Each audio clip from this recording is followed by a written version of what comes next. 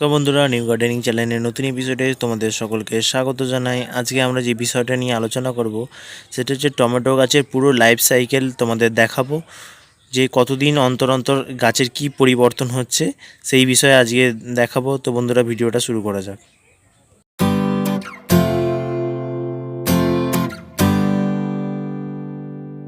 বন্ধুরা, তোমরা যে যে গাছটা তোমরা দেখতে পাচ্ছ, এটা হচ্ছে এই যে গাছটা দেখতে পাচ্ছ, এটা হচ্ছে বীজ বপনের 15 দিন পর।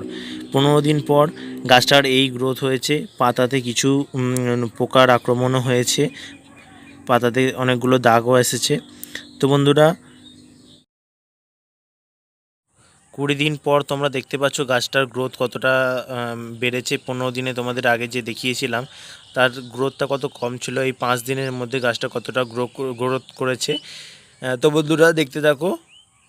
1 মাস পর তোমরা দেখতে পাচ্ছ যে কি পরিমাণ গ্রোথ হচ্ছে, কি পরিমাণ নতুন পাতা বেরিয়েছে, গাছের উচ্চতাটাও কি পরিমাণ বেরিয়েছে, নতুন নতুন নতুন নতুন ফুলও এসেছে আস্তে আস্তে। বন্ধুরা, 45 দিন পর তোমরা দেখতে পাচ্ছ প্রচুর ফুল এসেছে এবং প্রচুর টমেটো ফল ধরেছে প্রচুর। এছাড়াও কিছু সমস্যাও দেখা দিয়েছে পাতার মধ্যে। এই যে সমস্যাটা দেখা দিয়েছে, পাতার মধ্যে কিছু পোকার আক্রমণ হয়েছে। তো বন্ধুরা, এইটার জন্য আমি 1 লিটার জলে 1 চামচ নিম অয়েল দিয়ে স্প্রে করব। স্প্রে করলে এই পোকার আক্রমণ থেকে আমি গাছটা রক্ষা করতে পারবো। এবার আসি যে কি কি সার আমরা প্রয়োগ করেছি এই গাছটার গ্রোথের জন্য। তো বন্ধুরা, প্রথমেই বলে রাখি যে প্রথম স্টেজে আমরা প্রতি 15 দিন অন্তর 1 চামচ NPK ইউজ করেছি, এবং যখন এই গাছে ফল ধরেছে বা কুঁড়ি এসেছে সেই সময় আমরা আলাদাভাবে 1/2 চামচ পটাশ আমরা আলাদাভাবে এই গাছে প্রয়োগ করেছি।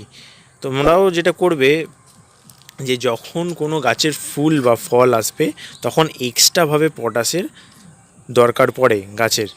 সেই ক্ষেত্রে তোমরা দেখতেই পাচ্ছ প্রচুর ফ্রুট এসেছে, এই সময় পটাশের প্রচুর দরকার পড়ে। তো বন্ধুরা, পটাশ এই সময় ইউজ করবে। আর হচ্ছে যে সমস্ত বন্ধুরা গরমকালে এই ধরনের টমেটো গাছ করতে চাও তাদের অনেক সাবধানতা অবলম্বন করতে হবে। যেহেতু এটা আমরা বাড়িতে ইউজ করব, সেহেতু আমরা কোনো কেমিক্যাল পেস্টিসাইড ইউজ করছি না। শুধুমাত্র নিম অয়েল 1 লিটার জলে 1 চামচ নিম অয়েল গুলে স্প্রে করছি। এতে কোনো কেমিক্যাল এফেক্ট হচ্ছে না ফলের মধ্যে। তো বন্ধুরা, ভিডিওটা ভালো লেগে থাকলে অবশ্যই লাইক করবে এবং চ্যানেলটা অবশ্যই সাবস্ক্রাইব করবে। ভিডিওটা দেখার জন্য অসংখ্য ধন্যবাদ।